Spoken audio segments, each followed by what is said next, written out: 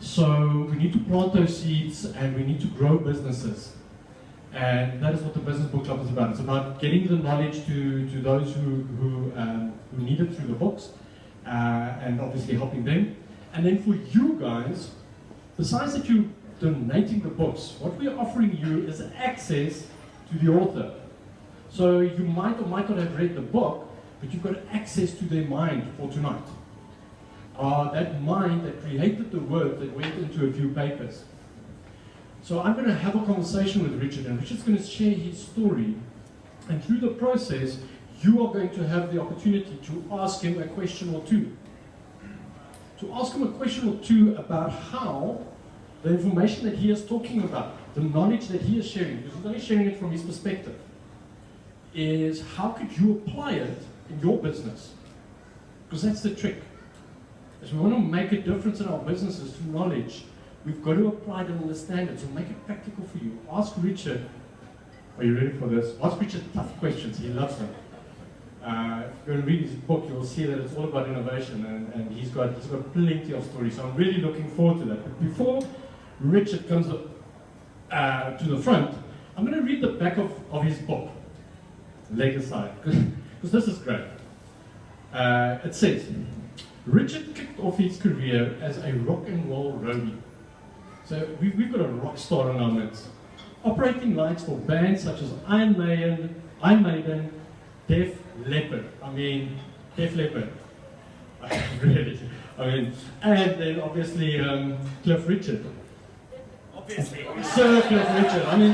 There are polarities between the two, but we'll get the scoop from Richard on that. From there, he started South Africa's largest presentation firm, Missing Link, and co-founded Innovation Lab, 21 Things, and digital agency Firing Squad. So this man understands entrepreneurship. Richard is a highly regarded speaker. He's been on TED. We're not addressing many of South Africa's top corporations. He is a guest lecturer, so he understands a lot of words and lecturing. He writes for Longevity and Destiny. I don't know if you wanted to put that on, but it is, yeah. And he even wrote for Playboy, and we all know that we buy Playboy for the writing, eh? And then once a week he pops into Cliff Central. So we had Cliff, we had him here the other night, and they go and they make sense of nonsense. So beautiful. I'm looking forward to having Rich. Richard, please come share your story.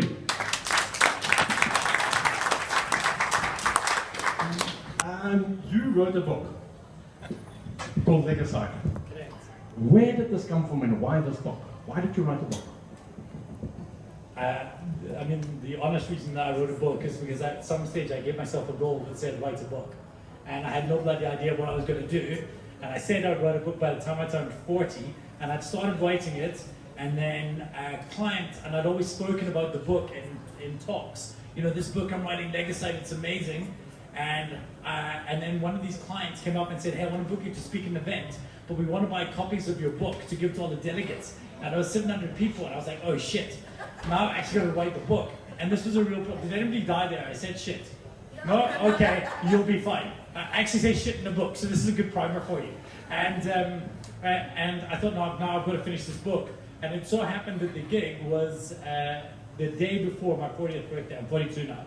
And so it became like this beautiful idea that I should finish this book and get it out there. And it's a subject that I'm very passionate about. In fact, so passionate that we built a business around the topic, so it felt like a good fit. So, passionate about innovation. Why are you so passionate about innovation as such, and how have you applied it in your business? We all talk about innovation. If I go into companies and we work on their values, a lot of times people and companies would say, one of our values is innovation. So it's a word that gets used a lot, but do we actually understand what it means?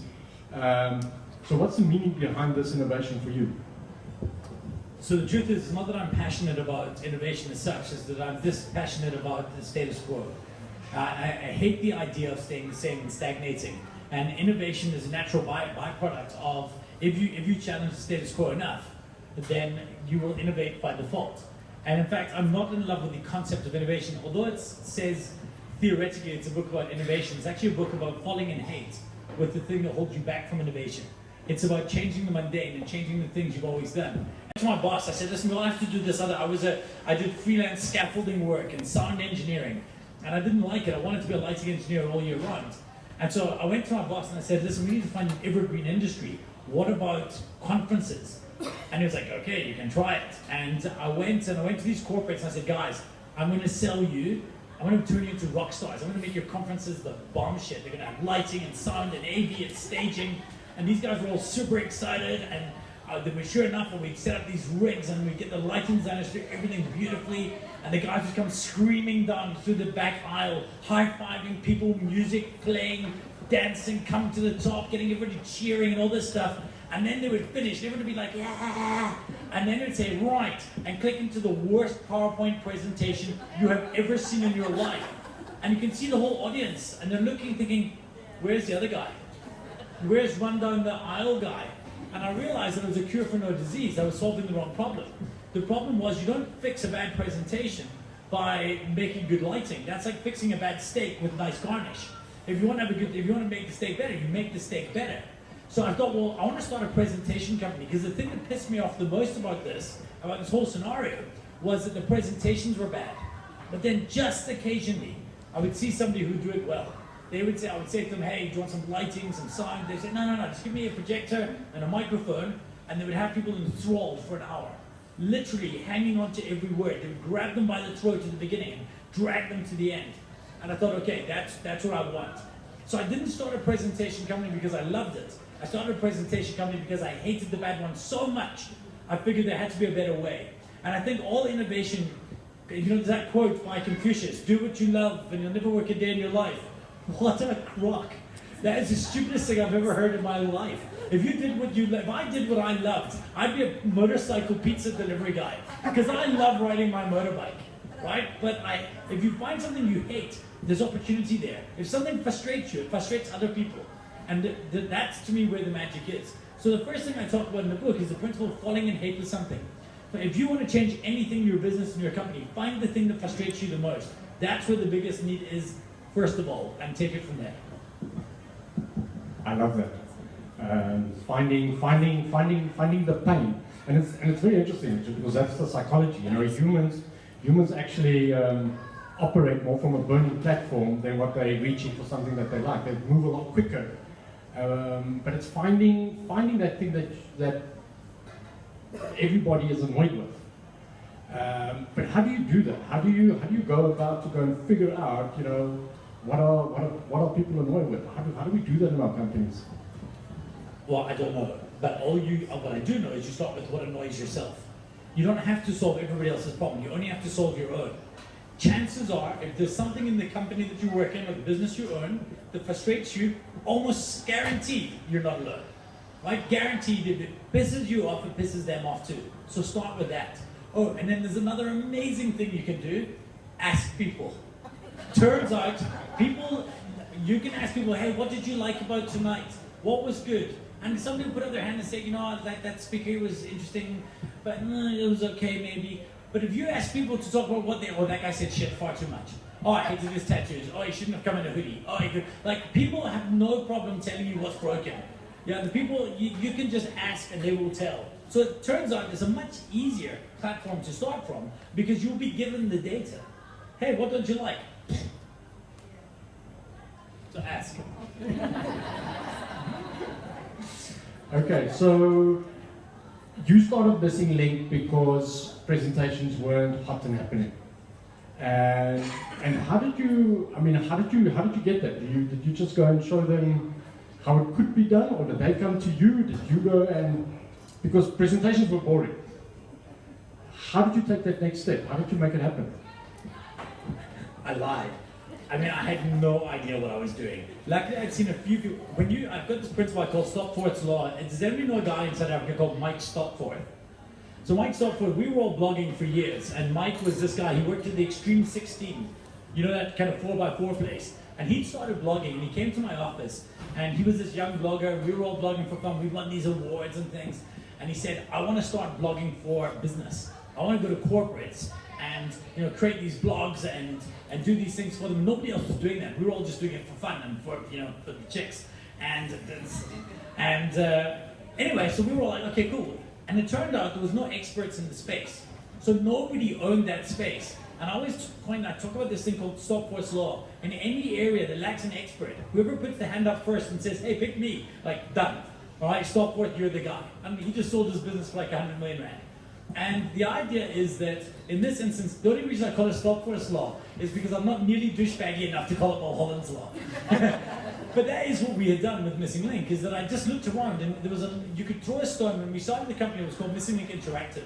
And we did all these interactive products. But I could throw a stone and hit another company that offered those services, video production, design, all of those things. But nobody was putting up their hand for presentation because it was so boring. Nobody wanted to be attached to it. And I thought, okay, well, there's an opportunity. So the first way we gave ourselves credibility is we just said, pick me. And luckily, I'd seen just enough people who were slightly better than the crap that was out there to have an opinion about what the first step was. So that was step number one. And then step number two was the realization that people didn't have a presentation problem. So we were charging maybe at the time 20,000 Rand to fix somebody's slide deck. At the time, they were paying their assistant half that. You know, I started the business 20 years ago, half that, to kick out 10 presentations a month. They didn't have a PowerPoint problem. Everybody in this room knows how to use PowerPoint. However, what they had was a boring problem. They had a problem that when they stood up in front of an audience, they ran the risk of having that look of people staring back at you. Like they really would rather be somewhere else.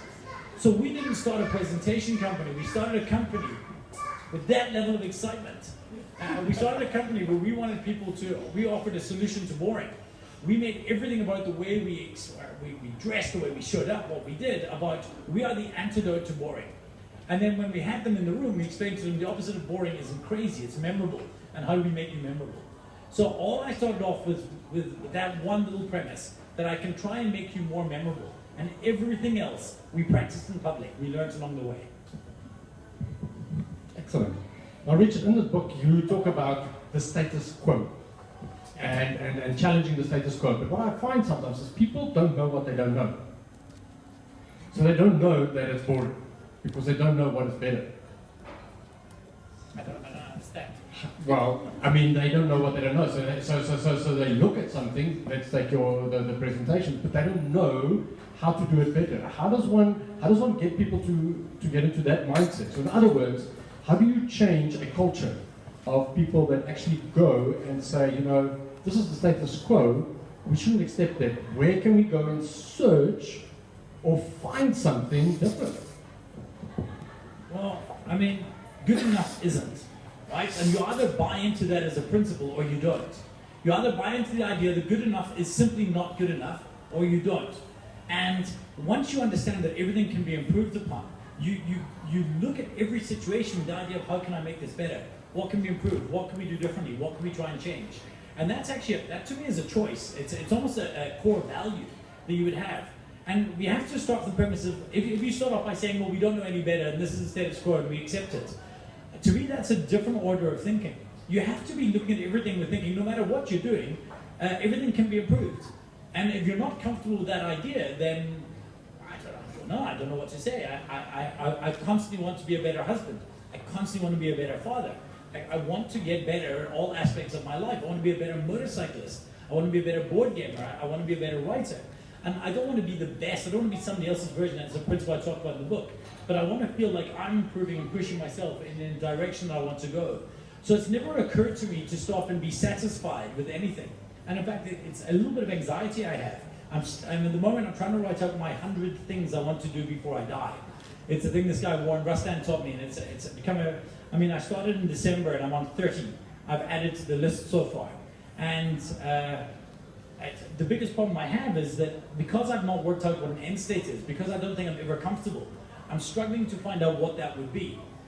But I just don't think that any of you should ever accept the status quo in any way. I think that in everything you look at, in everything, this event, could we improve it? The store, which is my favorite bookstore by far, could we improve it? There always has to be a way, and it becomes really, really difficult when you're good at something. Because if you're good at something and people tell you you're good at something, then complacency kicks in. But you can always measure yourself against somebody else's criteria. The meeting I was at a few minutes ago, I came from the best kitchen appliance company in the country. And I said to him, but that actually doesn't mean anything, I don't understand. Why would you settle for being, you're sharing the same budget for very, very exciting things in somebody's home with the guy who makes the fireplace and with the guy who designs the furniture and all of these things. You come out the same extra budget. So if you're not comparing yourself, if they as a design firm are not comparing themselves to Apple, then I think they're setting their limits far too low. And too often what we do is we compare ourselves to our peers. How fucking boring. How boring is that? Why would you ever want to measure yourself against your peers? Unacceptable. So we need to be challenging further than that. And that to me is where the excitement kicks in. Incidentally, I talk about challenging us as with our peers all the time. I mean, a lot of them are still better than us, but I ignore that. In different ways, they can be better at what we do than we are. But that doesn't matter. I never want to get caught up with what they're doing. I only want to get caught up in what we want to be doing.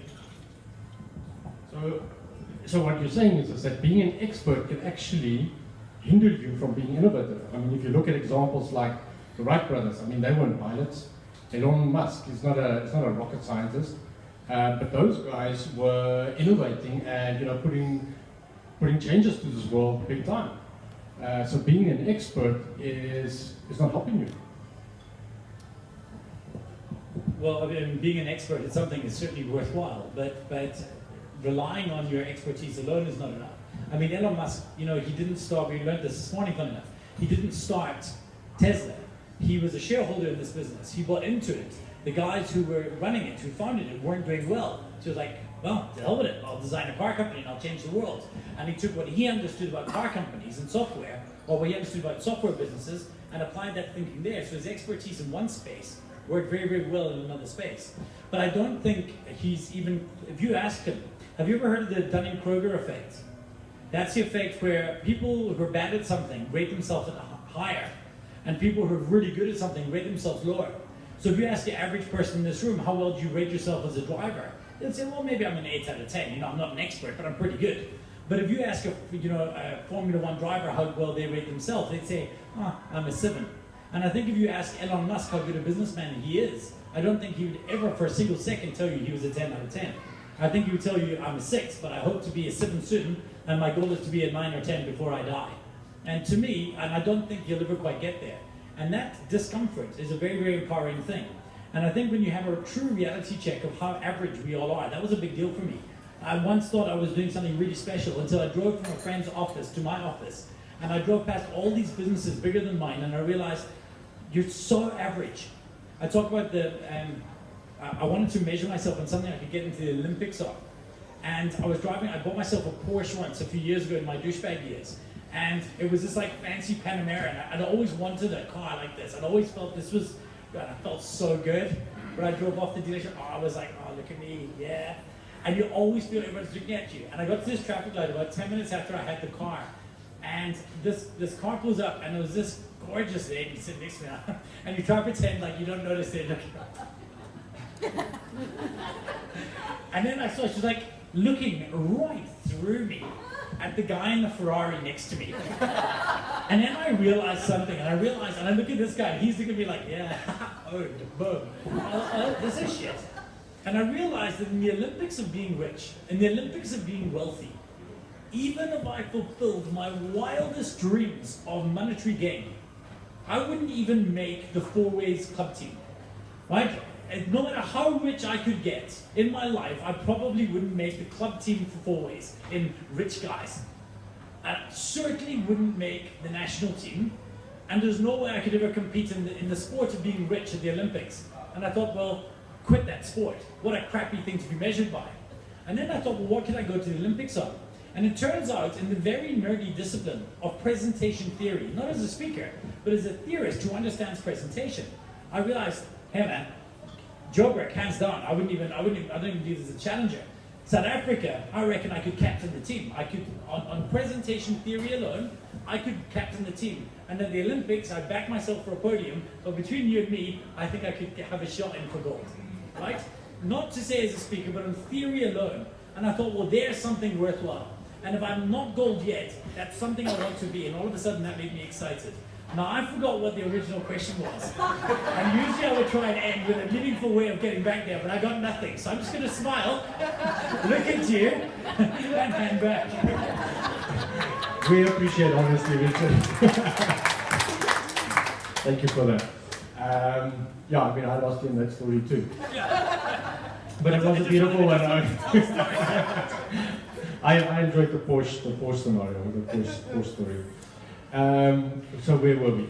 We were at... I lost him as well. One of the other stories that I liked from your book is the one about customer experience and logos and branding. So we talk about branding and how you brand, you know, and the meaning behind brand, and how we need to be more innovative in our thinking about, you know, just having a corporate identity, because it is not necessarily what we think it is to be. Okay, so we talk about Scoobs. It's theatre books, beautiful idea, it's a lovely concept. And if you walked in here and you had a bargain books experience, no amount of branding would change that. Right? Branding is a contract that you hold. So every single person here you own the brand for whatever product you want. So I have a love for Vespas. It's one of the bikes I own, and I really, really enjoy it. Now in my head, when I am driving on a Vespa, when you see, hold this, what you see when you see a guy on the Vespa is this. But what I see in my head when I'm on my own Vespas, you know, I feel like I'm an Italian lover, like, hey, ciao, bella. And I have complete ownership of that brand.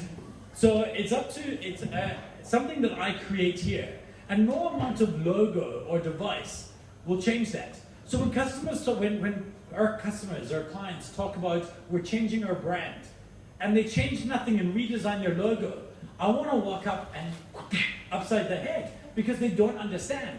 If you're not changing my customer experience, if you're not changing what happens when I walk through the door of your organization, you've not changed your brand. You've just put on a new hat, right? It's like a cute party trick. But the idea is that what you should be doing, if you want to change your brand, is start a year before and change everyone, get everyone to believe in this idea of this new look and this new thinking and this new way, this new perception that you want people to have. And then you make that true. And then you go and you tell the world. And then you can design a new logo around it, because then they'll believe. And a case in point in this, something that we were actually lucky enough, I think it might have been Donovan there, back in the room way back in the day, was we were doing a job with F&B, and I'm going to mention them because it's a cool story, and you wouldn't mind it. Sometimes I'll say, I won't mention them because I'm going to say something shit. But not F&B. So we're in this meeting, and Michael Jordan, now do you know what F&B, what's their big thing that they stand for? How can we help you? How can we help you is their slogan, absolutely, right? And so they want to make this real, they want to make this a real thing. And incidentally, for me, this is something a lot more meaningful for staff than moving forward, or today, tomorrow, together. It's something easier to get behind. And so he figured out the way to do this is to try and find innovative, better ways of doing banking to make it easier to help customers. So we're sitting in a session, we worked on a presentation, and he's with his leadership team, and he said, guys, I'm going to put in a prize of 50,000 Rand for anybody we want to be the most innovative bank. So anyone who comes up with an innovative idea, I'm going to give them 50 grand. And one of the boards turned around and said, Michael, I mean, 50 grand. You want to own the space of the most innovative bank in the world, and you're putting 50 grand. What are you doing? Come on, man. Do something meaningful. Give them 1 million Rand. Make it big. And he said, I can't make it 1 million Rand. He said, well, you're the bloody CEO. If you can't, nobody can. And he was like, I can make it 1 million Rand. 1 million Rand. And then they went to market and they said 1 million Rand to every staff member who came up with an innovative idea.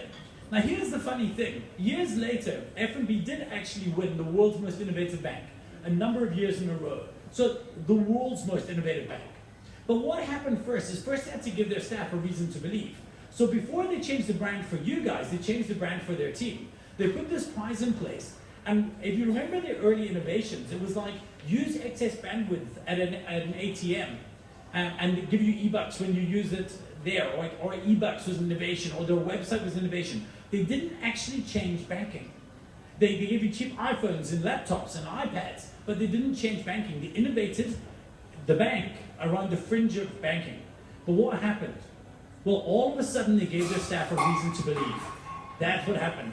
Shit got real, right? All of a sudden they gave their staff a reason to believe. All of a sudden, when we went into a meeting and we were running an innovation app for them, And we said, you guys should do this. And they'd say, oh, I don't think we can do that. And we'd say, you're the most innovative bank in the world. And they were like, hells yeah, we are. We can totally do that. And then they went to market, and by the time the brand changed, it was real. F&B was called the world. They never had to say it anywhere. They didn't have to write world's most innovative bank anywhere. But I guarantee you, if I put a tweet out in South Africa, on Twitter in South Africa and say, and in fact I've done this before, who is South Africa's most innovative business? For every 20 I put out, I got like 25, 30 responses. I only got one company more than once. I got them 15 times, and that was F&B. So the market believes that. That to me is branding. Change the customer's perception of your mindset, not your logo. That's not branding, that's just buying a new hat. Yes. Love that story. So it's about being real when we talk about innovation. Is there any questions from the audience who'd like to ask Richard about innovation and how one can make this more real in the workplace? Any questions so far? Come on. Yeah. Yes, we've got Montu. Everybody hear that question. So what she's asking is about innovation. How important is it for the leader of the business to be able to also live it, as opposed to just expecting that from his staff? We get culture briefs from HR departments all the time. We laugh. Your business missing link, right? There's a few missing link people around here.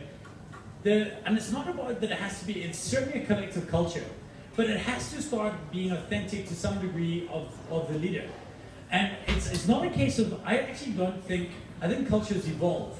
I think you don't create a culture in business. It's where these guys say, hey, we want to create a culture. Oh no, you have a culture, it's just crap. It's not like you don't have a culture. Your culture exists. And it's led, and to me culture is a series of permissions given to people in the organization about how they choose to behave. Right? So, and that starts from, it has to be a value that in an entrepreneurial business anyway, that an entrepreneur buys into. In a large corporate, it has to be something the board buys into, which probably means, or at least the exco, which probably means the CEO as well. Because it shouldn't be something, and it amazes me when they're hiring these consultants to create your culture. That doesn't make any sense whatsoever. Your culture is who you are. And often what happens is the leaders we deal with are just, they almost don't realize that they have the permission to change the organization they work within, to make it about where they are. But the great leaders do. The great leaders don't care. And to me, culture is a very simple concept. Culture is kind of the way things happen when nobody's looking. Like that's the kind of underlying rule of your culture. Your culture is, so I'm in my office for a maximum of 2 days a week. But the truth of the matter is, I don't think, unless they're great actors, I don't think the business is that different when I'm not there. So the idea is way back when, and I guess in the times that I'm there, it gives the business a certain permission of how to act, how people are going to behave in front of a client, how people are going to behave with each other, what we're going to accept, what we're not going to accept. And I would hope when you do that often enough, that will manifest down through your leadership team, and then it will go through the business as a whole. So I think that it's impossible to have a culture that isn't led or it doesn't reflect the values of the leader of the organization. And I think any business who tries to kick that off there. So if you want to start, look at the culture. Your first thing you want to do is look at your leader. And if it's a large corporation, you look at the values and the way that the leader thinks, or at least the core leadership team. And if you can't make that work for the culture of the business you want to have, if you're on the board of directors, fire your leadership team. Right? You've got to get rid of them. But if you turn around and you say, well, this is a leadership team that we can build something around, then be brave enough to let them do it. Be brave enough to let them treat your big 40,000 person corporation the same way that an entrepreneurial business would. Because it's amazing when we think about corporate companies, we always default to banks and financial services companies. But we forget that Google and Facebook, they're corporates too, right? They're just businesses, they're big fat businesses. What's it, Facebook I think is 4,000 employees in their campus. 4,000 employees, you don't get much more corporate than that. But they get shit done. Because they have a culture. Everybody knows that. They know how he dresses, they know how he behaves, and they know what he expects from them. Their whole thing was move fast and fail. Do something all the time. That was his thing in the beginning. Move fast and fail, move fast and fail. Make decisions, fail quickly, learn fast. That was the culture he put in place because that's the behavior he understood when he started the business. So it has to come from there. And I think meaningful businesses will always have a culture that's derived from the leadership team. at the start. I think anything else, any consultant-based culture will never really be believed by the organization.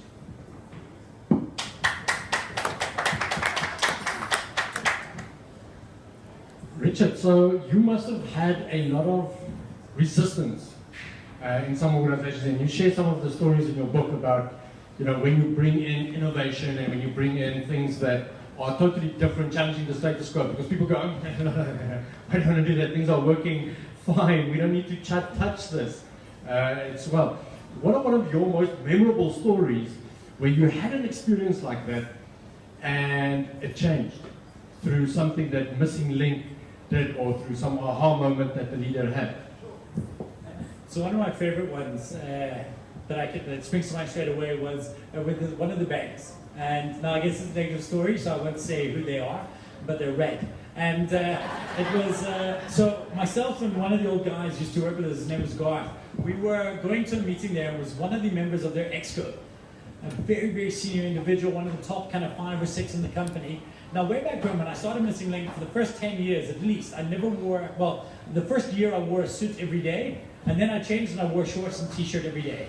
I was punk rock, I would go to weddings in shorts, like that was my whole thing. So winter, summer, I was always going to shorts. I was always in shorts. Anyway, so it was a beautiful summer's day. I go through to Big Red Company Towers downtown, and I go up in the lifts, and we're at the top, and going for a meeting. And this guy walks past me, and he owns a competitive business. It's called like Business Services Experts or some wanky name like that. And you can see he's in his suit and his tie. He's got one of those briefcases, you know, with those stupid like 3 things on, like. And he's walking past, and he's giving us this look like, mm-hmm. And myself and Garth go in wearing shorts, our favorite shorts. And I walk up to the reception area, and I ask the lady, I said, hi, I'm here to see so and so. And this woman behind said, I'm sorry. Are you here to see me? I said, are you? And she said, yes. And I said, well, yeah, then I'm here to see you. You guys called me. I'm from this Missing Link presentation company. And she said, I'm sorry, are you aware that I am on the executive committee of this bank? And I said, yes. And she said, well, how can you come and see me in a pair of shorts and a t-shirt? I said, well, in fairness, I am not on the executive committee of the bank. You know, I'm just a presentation guy, and you phoned us. So, I make PowerPoint for a living. You do big banking stuff. You know, do you want our help? I'm here already. Would you like to chat? And we came in, and one of the lessons for me there that day was that I walked in at a kind of a 1 out of 10. I mean, she was laughing at me. I figured I didn't make the best first impression. That other dude, briefcase man, he walked in at like a 5 out of 10. Now, I give them crap all the time, but they're actually very good at their job. So let's say he hit the lights out, and he managed to leave at an 8 out of 10. Me, I was kind of taken aback by the fact that she was so disgusted by me when I walked in the door. That's usually not the best first date. And so I maybe left at a 7 out of 10. So what happened is I made a worse first impression, and I made a worse end impression. Obviously, I didn't get the job. Well, obviously we did, or else this is a shit story. And the truth is I realized that kind of the aha moment from being able to shock people in big corporates, was that guy walked out of the door, walking in at a 5, leaving at an 8. He placed at a 3 out of 10. I walked in at a 1 and left at a 7. I surprised and delighted at a 7 out of 10. And when the client measured it up, it was that versus that. They just take the baseline. It doesn't matter what the baseline is, and they measure how far you move the needle against that baseline.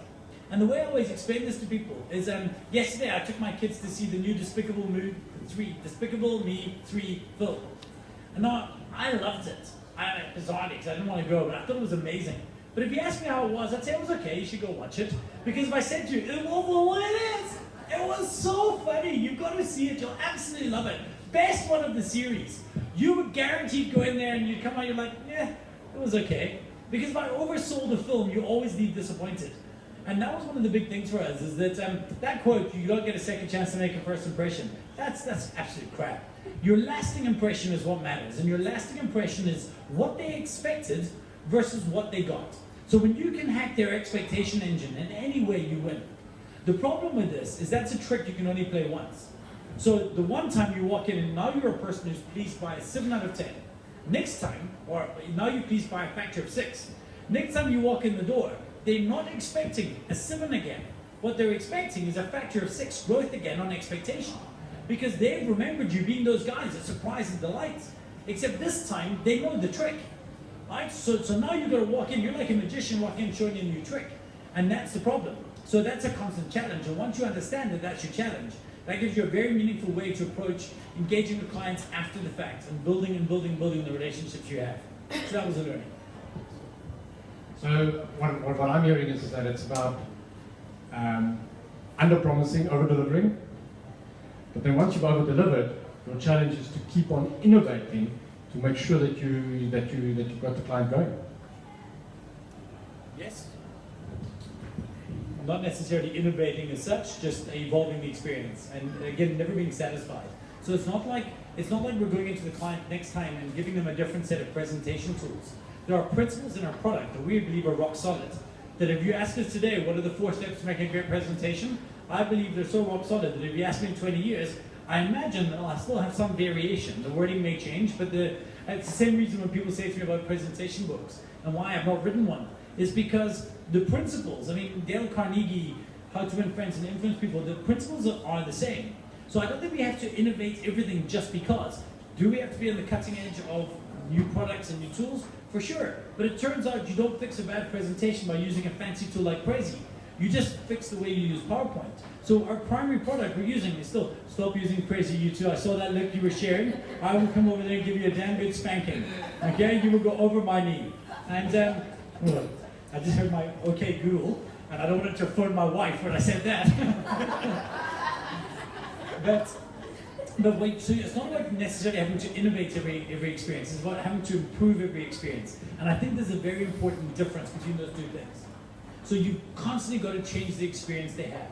Hack their expectation engine all the time. I love that. Any more questions about innovation? We've got one over there, yes. Where the title Legosite comes from, that's the question. I have a terrible habit of making those words. What's that book? Room. Have any of you read the book Room? Right, in that book Room, the little kid makes what he calls word sandwiches. We take 2 words and you stick them together. It's a horrific habit. I do it with everything. I'm thinking like, Fliegen and Schmattenwagen, Hütensmacken. It's always my first approach to try sell one of those words to someone. Hey, you guys will be Hütensmacken. And sometimes they're so shit when they come out of my mouth, but they still sound good in my head. And Legosite was that. It was about the idea that legacy thinking and genocide. It was the idea that legacy thinking is killing innovation in your business. And the reason legacy thinking is doing that is we set out to solve a problem. When you start anything, any business you solve or an endeavor within an organization, you generally start off trying to solve a problem. At some point you solve it, right? So you figure out what you got to do to solve it. And then you get into phase 2, because now you solved it, now you got to weaponize it. And so when you're weaponizing it, what you're actually doing is you're refining the solution. So we've solved the problem, we know how to do it, and we start refining the solution. Problem is, at some point, the problem goes away, and you're stuck invested in the solution. So you're still solving a problem. I started a company a presentation business in 1998. Nobody had seen a TED Talk, nobody had seen Steve Jobs do a keynote. The basic, when I came around, you were still, the first presentations we made, this probably even predates Donovan, maybe in the early days, we still have to make people's presentations on a carousel. Chick, chick. Those little things to turn around. Or an overhead transparency, where the idea of a fancy transition was pulling the paper down funny, you know. But now we live in a world where my son has to make, my son is 14, my daughter is 9, and she has to make PowerPoint decks, and she can. And her PowerPoint decks are already better, because she's being taught the right way from the ground up, better than a lot of our corporates. My son had to edit videos 2 years ago at school.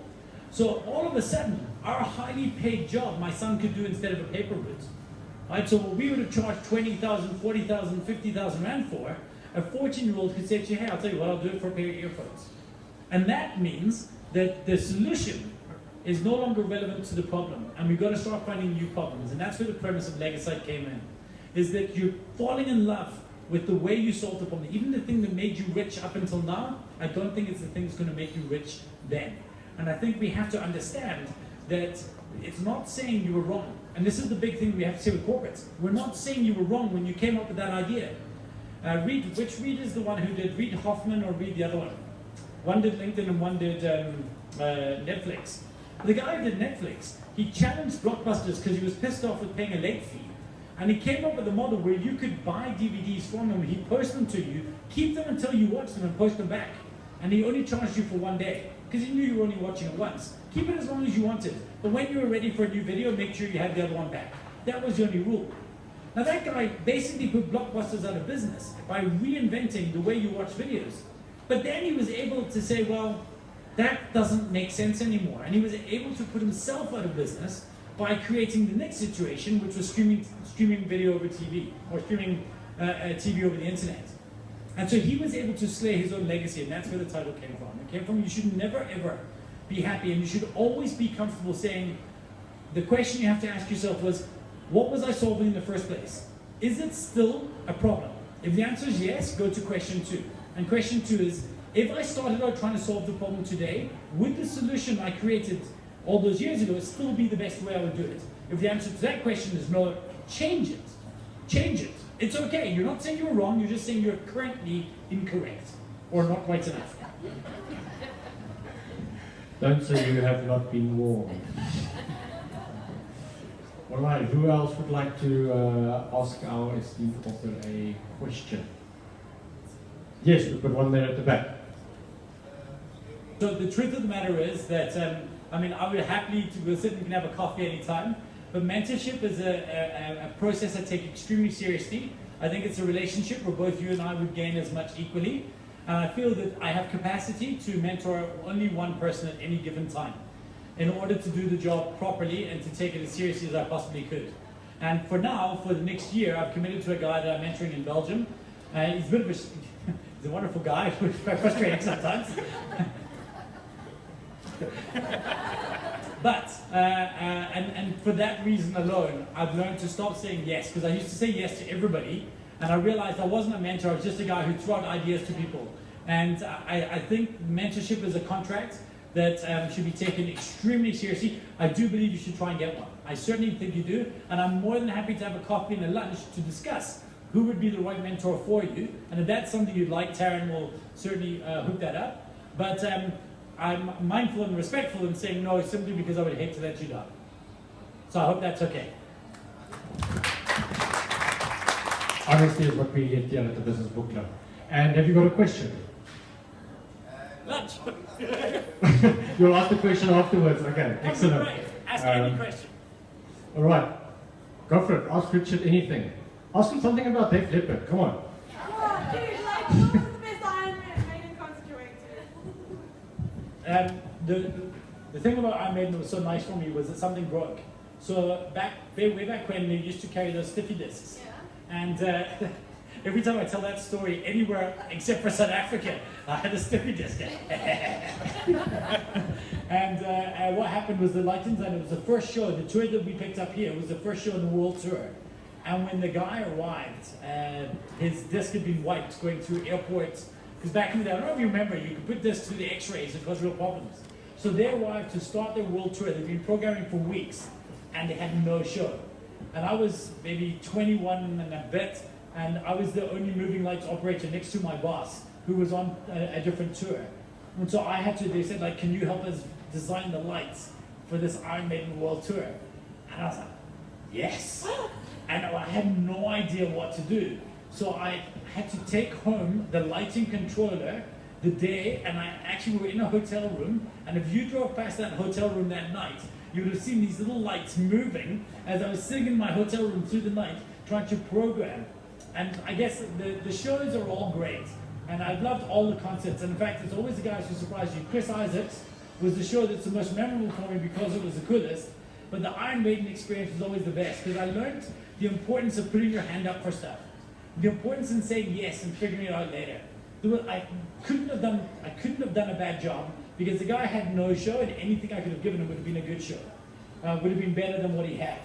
But so often people turn around and say, and I guess this is counter to what I said before, but it's you say no to things because you think you don't have capability.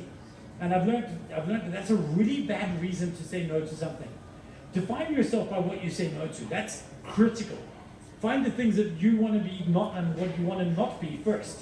I don't want to be politically correct. I don't want to be anyone. I'm talking in the book about this principle about best versus favorite. I don't want to. Best is so crap. If I ask you what the best band in the world is, you all give us different answers. And it would be like you could be debating about what that is. And if I ask you though how often you listen to the best band, then I'll be like, oh, I don't know, the best band, I don't know, say Dire Straits or the best album, Dire Straits, Brothers in Arms, or Michael Jackson, Thriller, or this. And we don't listen to them that often. But if I ask you what your favorite band is, then you all have an answer. And if I ask you when you listen to your favorite band, my favorite band is Rise Against, and I actually heard a song on the way here now. And that's the thing. And nobody can argue with me about favorites. And the rules for favorite are different. And so I always want to be somebody's favorite, and in order to do that, I need to be willing to be somebody's worst. So if I've not pissed off any one person here, I've not tried hard enough. There she goes. Done. Boom. And I've not tried hard enough. Either that or she needs a wee. When she comes back, we must all hide. And that's the thing. But so the best Iron Maiden experience was not actually the show itself. It was the fact that I got to leave my comfort zone and put my hand up for something. Guys, I love that story because I can put it right back to our clients. And sometimes we try to be everything. We try to be the best to our clients all the time. And that's exactly what Richard is saying we should be doing. We should pick our clients, our ideal clients, and make sure that they are raving fans about us, that we are their favorite, but that we are not everything to everybody, because that's a recipe for a disaster. Well, just average. It could be a recipe for disaster, but the disaster for me is that you will just be so bloody boring. If you do not piss off anyone, and if everybody likes you, you're like mashed potatoes. You're like just average. And the people in the market for boring are spoiled for choice. There is 1,000 boring people. There's 1,000 boring places you can go to buy books, or you can come here. Right? There's 100 other bookstores, or this one. That's the choice. You're making a decision about what kind of consumer you are when you come here. And that's what it should be about. Again, people in the market for boring are spoiled for choice. Don't cater to them. Other question? Anybody else got a question for Richard? Yes. The question is, just so that everybody can hear, is a company went from a family-owned business to a corporate establishment, and how do you change the culture so that it actually moves along and everybody maintains that innovative culture? Is that what the question is? The fun side.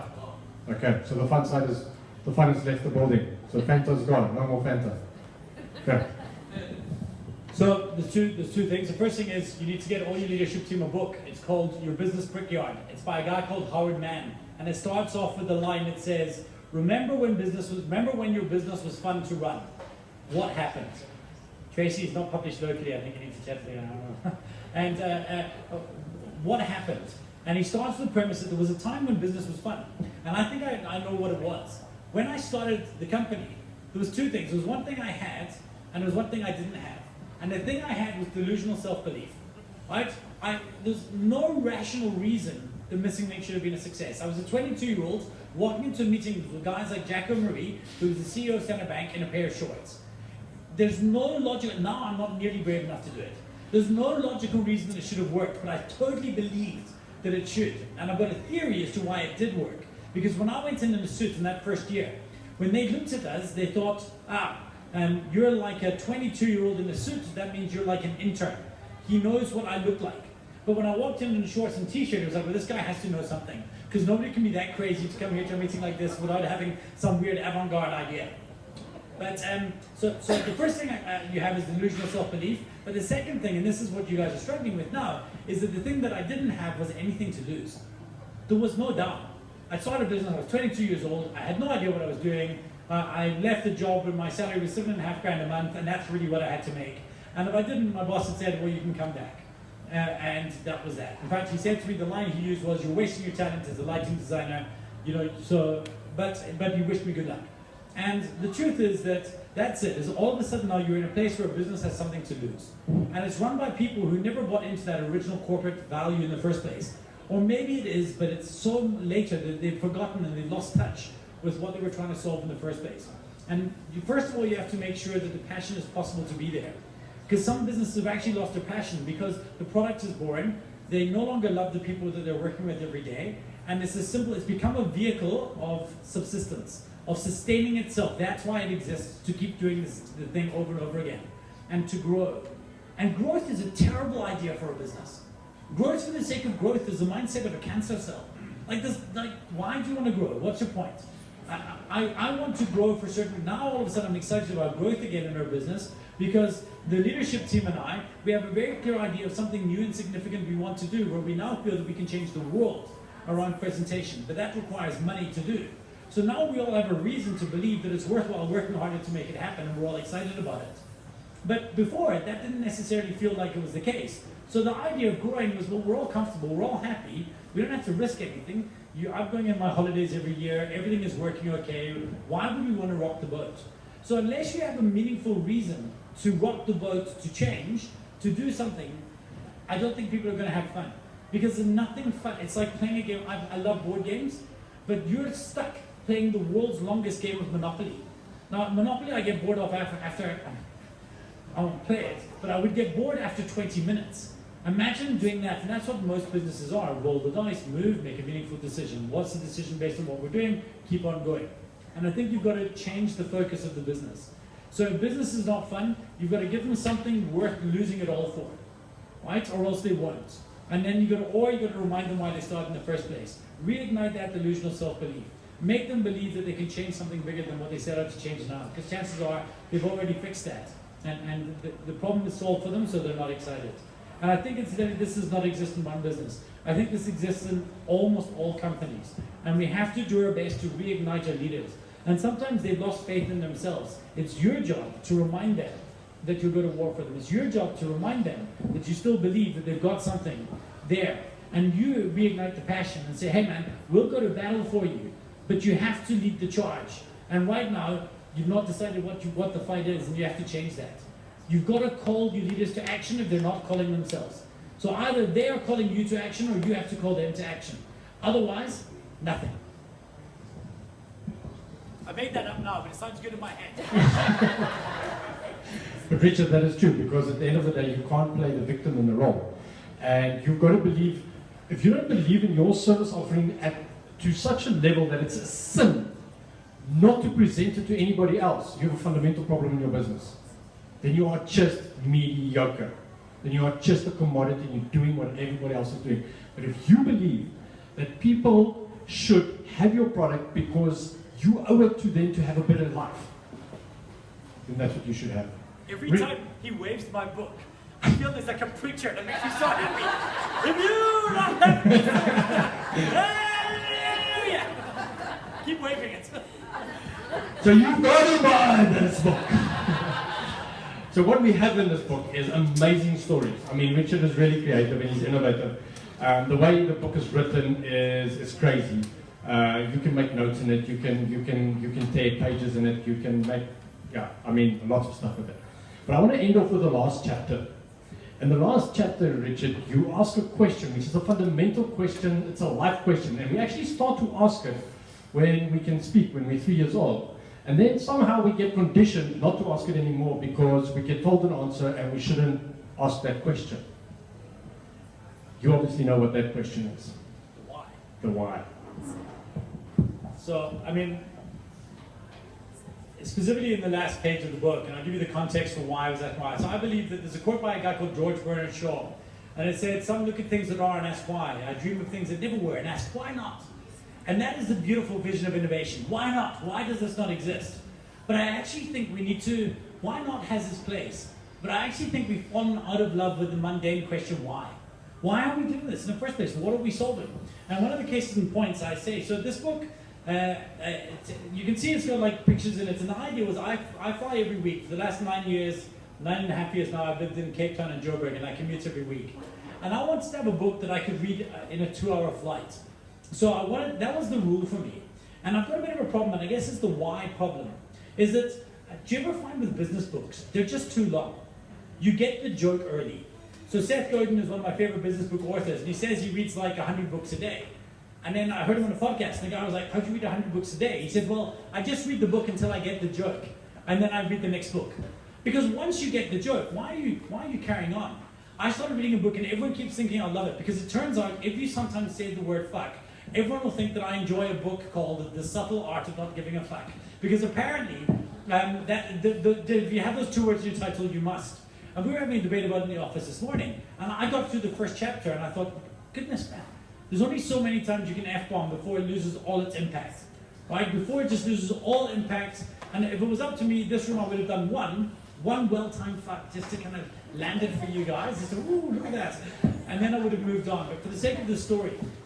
And so, my problem with business books is that we're too long. And I think so I started asking, why is that? And if I ask you, if you were to think about a book, and I say to you, how thick are books? I mean, how thick are books? Show me. Right, so a book is about this thick. And the problem is that way back when we had books, and there's a narrative structure for writing most fiction. And you got your hero's journey, and it takes you along this. And it generally takes about 300 odd pages for that book to go through. So publishers know that the size of a book in a bookshelf should be about 300 pages. Now, this makes sense for me in fiction, because in fiction, the longer the book, the more value for money you're getting. The longer chunk of your holiday or weekend is taking. It's a gift, right? So George R.R. Martin or Raymond E. Feist are giving you big bang for your buck for a big, long book. But I don't think in business books it's the same, because it turns out this is a learning context, not an entertainment context. And to me, the burden of brevity should fall on the author. No, it shouldn't be a burden of distillation. The burden of distillation should fall on me, not on you. And it should be on me to take down all the bits that aren't necessary and all the unmeaty bits. And in truth, this book should probably be called Legicide and Other Stories. Because Legicide is a concept I introduced, and there's threads that I hopefully use to tie it throughout. But it's actually different thoughts and different ideas. And that was the why that I had, was why would I want to write a 350-page book for a concept that I can explain to most audiences in 5 minutes? And that made no sense for me, especially nowadays, because most books you're buying, or a lot of books you're buying, you might be buying in a Kindle or in an e-format for business books and things like this, or in an audiobook format, and then you don't get to see how thick the book is on a shelf. And for me, I want to get in, get out, and move on to the next book fast, because I value my time for learning at higher than I value the 10 Rand of extra value I get from a longer book. So if I could read 3 books in the time that I would before only be able to read 1, then I think that I've actually invested my time better, which again, yes, it's a small book and it costs the same price. Should it be less? No, bullshit. It should cost you more, because I've taken out all the waffling, and I can waffle. I mean, you've seen it. All right, I've taken out as much of the waffle I can to do the distillation for you, and that was the kind of final why in the book, was why are they this long in the first place? And we should question that. And we should hold authors accountable and we should hold publishers accountable to the demand for more when more is not necessary. There's a guy I know in Cape Town, his name's Patrick, and he said to me once, a quote on a stage, and he said, you can hear the point in every business book where the author got bored and just let it take over because of a demand. And I think that when you find yourself getting bored writing, that's the time that your audience will getting, or your readers will get bored listening or reading. Stop. Be brave enough to write a short book, I think. Cool. Thank you.